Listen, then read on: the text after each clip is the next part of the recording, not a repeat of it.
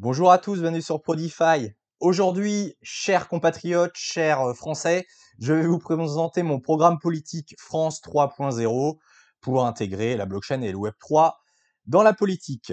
Mais avant, je vais quand même vous faire rapidement un petit tour sur la Bitcoin dominance, puisque on n'oublie pas qu'on a un portefeuille actif de crypto en cours.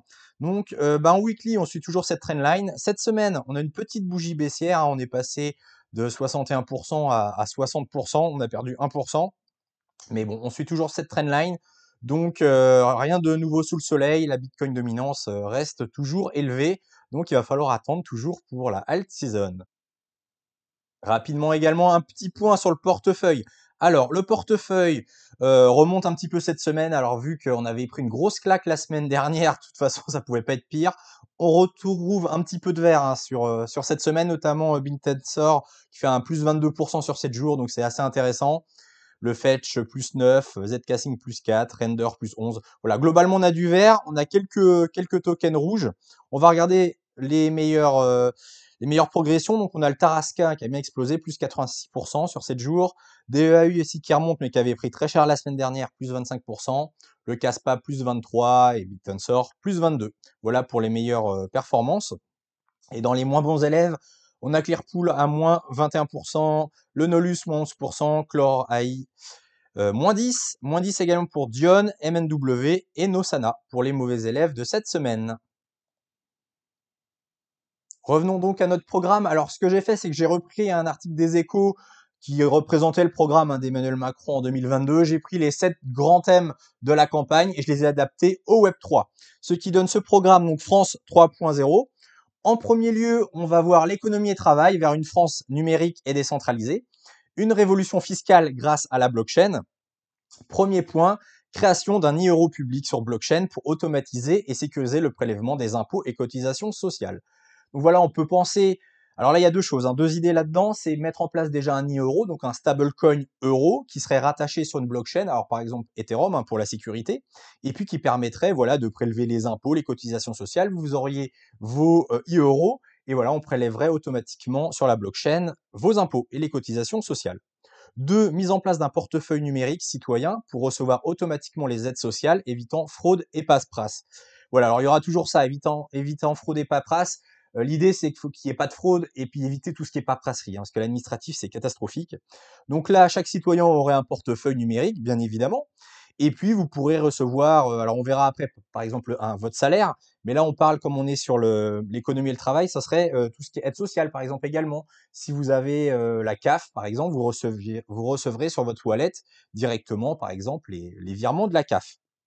Autre point, transparence des finances publiques. Chaque citoyen peut suivre en temps réel l'utilisation des impôts sur une blockchain publique. Voilà, donc si vous êtes par exemple sur Ethereum, on pourra suivre bien évidemment les finances publiques, voilà, savoir qu'est-ce qu'ils achètent, voilà, tout le budget, où il va, on pourra suivre ça, etc. Et évidemment, il y aura une transparence qu'on n'a pas, voilà, même si on a un rapport de la Cour des comptes là tous les ans, c'est très pompeux, c'est très vague. Là, au moins, on aura vraiment une transparence à l'instant T de toutes les dépenses publiques. Et ça permettrait, voilà, de voir si les impôts sont bien utilisés. On continue avec tout ce qui est travail entrepreneuriat. Donc là, l'idée, ça va être la suppression des intermédiaires inutiles dans le recrutement grâce au smart contract. J'ai mis entre parenthèses contrat de travail automatisé. Donc là, ça va permettre effectivement d'éviter tout ce qui est les RH, etc. On aura directement des contrats de travail sur la blockchain. En 2 clics, vous signez votre contrat et puis c'est parti quoi. Dans le même style, financement des PME et startups via la tokenisation des parts d'entreprise permettant à chacun d'investir dès 10 euros. Donc on peut penser que chaque employé voilà, aura également son wallet et vous pourrez des 10 euros financer. Voilà, c'est une sorte d'actionnariat, mais directement via les salariés. Alors après, peu importe, ça peut être d'autres entreprises également. Mais effectivement, la blockchain permet d'entrer dès 10 euros par rapport à d'autres systèmes qui sont beaucoup plus lourds. Et également protection des travailleurs du numérique avec des contrats intelligents assurant rémunération et droits sociaux automatisés. Donc c'est ce que je vous avais dit tout à l'heure. Vous pourrez voir votre salaire, votre rémunération directement sur la blockchain et puis également tout ce qui est droits sociaux. Donc par exemple on peut penser à des smart contracts qui géreront les congés, etc., les RTT, tout sur la blockchain pour toujours une histoire de rapidité. et de simplicité. Deuxième grand thème, l'éducation et la jeunesse vers une école connectée et décentralisée. On peut penser dans un premier temps à des certificats et diplômes enregistrés sur une blockchain éducative pour lutter contre la fraude et faciliter des reconnaissances des compétences. Donc dans la même idée que tout à l'heure, bien évidemment, la blockchain qui répertoriera tous vos diplômes et ça évitera évidemment les fraudes puisqu'on sait que beaucoup de gens fraudent au niveau du CV. Donc là, ça, bien évidemment, ça permettra d'éviter ce genre de choses. Également une plateforme de formation décentralisée, les étudiants peuvent être rémunérés en tokens en fonction de leur progression. Donc par exemple, je vous donne un exemple, vous rentrez au collège, vous connectez votre wallet à voilà, une blockchain qui suit votre progression scolaire, et lorsque vous avez votre diplôme, alors par exemple votre brevet des collèges, ensuite votre bac, etc., votre licence, eh ben, vous récupérez des tokens, c'est une récompense, voilà, vous réussissez dans vos études et vous avez une incitation financière à chaque étape, ça peut être à chaque diplôme par exemple. Et cours interactifs en métaverse éducatif pour apprendre avec des simulations immersives. Donc ça remplacera pas bien évidemment les travaux pratiques hein, en physique, mais ça peut être complémentaire puisque des fois, tout ce qui est travaux pratiques, ça demande énormément de budget, de temps d'installation, etc. à mettre en place. Là, vous pourrez faire des simulations via le métaverse. Donc il y a plein de choses que vous pourrez faire en simulation et ça coûtera beaucoup moins cher que les travaux pratiques. Et puis on pourra aller beaucoup plus loin, on peut faire des simulations de plein de choses dans le métaverse, choses qu'on peut pas forcément faire avec du concret. Bien évidemment, ça remplacera pas le factuel, le concret, mais ça vient en complément, bien évidemment, pour aller beaucoup plus loin. Troisième thème, santé-hôpital, un système transparent et automatisé, hein, on reste dans la même veine. Donc, on pourra avoir des dossiers médicaux uniques et interopérables sur la blockchain, accessibles instantanément pour éviter les doublons et erreurs médicales. Alors, il y a un projet qui existe, c'est Galéon, où on est là-dessus. On est sur du dossier médical, où tous les hôpitaux utilisent le même dossier médical. Évidemment, c'est confidentiel, mais ils y ont accès. Et ce qui permet voilà, d'avoir un suivi sur la blockchain. Ça existe déjà, hein, ça s'appelle Galéon. Je vous invite à vous renseigner si vous ne le connaissez pas. Deuxième point, évidemment, remboursement des soins automatisés via des smart contracts avec la sécurité sociale. Donc, comme tout à l'heure, je vous parlais de rémunération ou bien de CAF. Là, ce serait la même chose, mais via des smart contracts, la sécurité sociale. Tous vos remboursements de frais, que ce soit la sécurité sociale, mais on pourrait même faire avec les mutuelles, bien évidemment, vous les aurez directement en automatique sur votre wallet. Et financement des hôpitaux par crowdfunding décentralisé, où chaque citoyen peut investir et suivre l'impact de ses dons. Voilà. Au lieu de donner tout en impôts à l'État et que c'est eux qui gèrent comment on construit les hôpitaux, etc. Là, c'est du crowdfunding. Vous donnez, vous faites des dons. Et puis voilà, si vous êtes en campagne, vous voulez qu'un hôpital se construise dans votre coin, vous donnez des dons, c'est décentralisé, c'est suivi. Et puis une fois qu'on a les fonds, on peut construire l'hôpital. Et au moins vous êtes sûr que ça va dans l'hôpital et que l'argent n'est pas utilisé à d'autres fins, bien évidemment. Quatrième item, la transition écologique, une économie basée sur la traçabilité et la responsabilité. Donc, deux idées, une traçabilité carbone des entreprises et citoyennes via des NFT environnementaux récompensant les comportements éco-responsables. Donc, évidemment, on suit ce que font les entreprises et celles qui sont des bons élèves au niveau écologique, eh bien, on peut leur donner des NFT, hein, qui sont des sortes de médailles et qui leur permettra, bien évidemment, de mettre en avant leur bon état d'esprit. Et ces NFT pourront également, après, on peut faire un système de rémunération pour que ces entreprises soient bien évidemment incitées économiquement à rester sur une transition écologique propre. Et un suivi transparent des subventions écologiques, bien évidemment dans la même veine, pour garantir qu'elles financent réellement la transition verte. Vous savez que le système des crédits carbone est très obscur. C'est très très compliqué de savoir où va l'argent, ce que font vraiment les entreprises. Donc là, bien évidemment, ce sera beaucoup plus transparent. Et bien évidemment, avec la blockchain, on pourra suivre les flux, voilà, les flux de capitaux qui vraiment découlent de cette transition verte.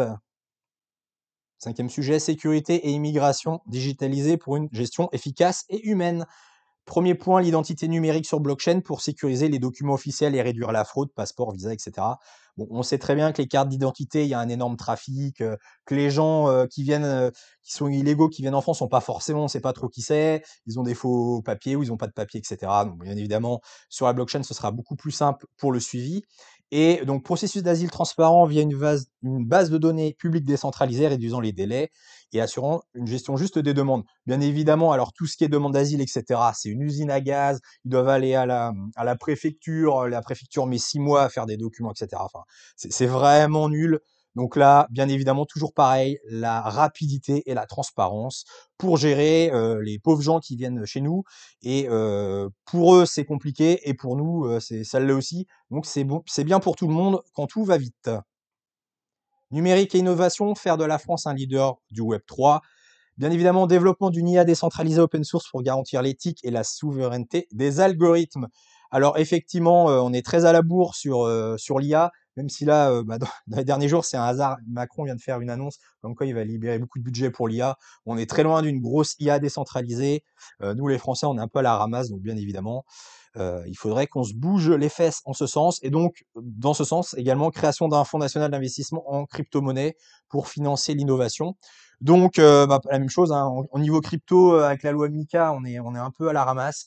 Donc, il faudra un fonds national, bien évidemment, ou de l'argent rentre en masse pour soutenir le système des crypto-monnaies et tout ce qui est industrie et entreprise des crypto-monnaies, pour qu'on puisse bien évidemment profiter de cet essor de cette nouvelle technologie et pas subir, et que ce soit pas les Américains et les Chinois qui inventent tout, puis nous, comme d'habitude, qu'on ait 10 ans de retard. Ce serait bien qu'on soit à la page pour une fois.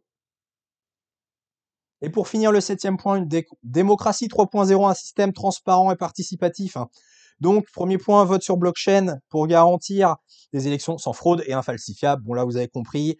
Au lieu d'aller à l'isoloir à l'ancienne, vous déplacez à la mairie, vous avez votre wallet personnalisé, vous vous connectez et puis vous faites votre vote d'une manière sur la blockchain. Donc on est sûr que vous votez pas 2 fois et c'est transparent, voilà, comme d'habitude. Budget participatif national avec gestion décentralisée des finances publiques. Les citoyens votent via leur wallet et grandes dépenses publiques. Donc c'est un peu dans le même style, mais là c'est au niveau des dépenses publiques où les gens peuvent voter. Par exemple, on vous pose une question, est-ce que on peut mettre un budget de 1 milliard pour faire telle ou telle chose? Et vous votez oui ou non, ou voilà, et puis vous donnez votre avis sur le budget de l'État. Et dans la même veine, parlement digital où les citoyens peuvent proposer et voter des lois via des smart contracts, limitant l'influence des lobbies. Oui, alors ça, c'est au niveau du Parlement, parce qu'en fait, quand ils votent les lois, nous, on élit des députés qui proposent des lois, et là, au lieu de faire ça, eh bien, même chose, vous avez un wallet, donc vous pouvez proposer des lois directement via votre smart contract. Donc, c'est vous qui prenez la décision, et pas les lobbies ou pas les députés. Et, euh, et par exemple, les gens peuvent ensuite donner leur avis sur ce que vous proposez. Alors après, il faudrait un système pour filtrer les demandes un peu farfelues. Mais voilà, l'idée, c'est vraiment que c'est vous, dès que vous avez une idée, vous pouvez potentiellement la proposer pour que ça passe en loi via un vote, via un vote de votre wallet. Voilà, en conclusion, pourquoi ce programme? Pour que grâce à la blockchain et au Web3, la France pourrait devenir un modèle d'innovation politique et économique en réduisant la corruption, la bureaucratie et l'inefficacité, tout en renforçant la souveraineté nationale et la démocratie directe. Voilà le but de ce programme. Votez pour moi, je me présente aux prochaines élections. Non, c'est une boutade, mais ça permet de faire un sujet de réflexion là-dessus.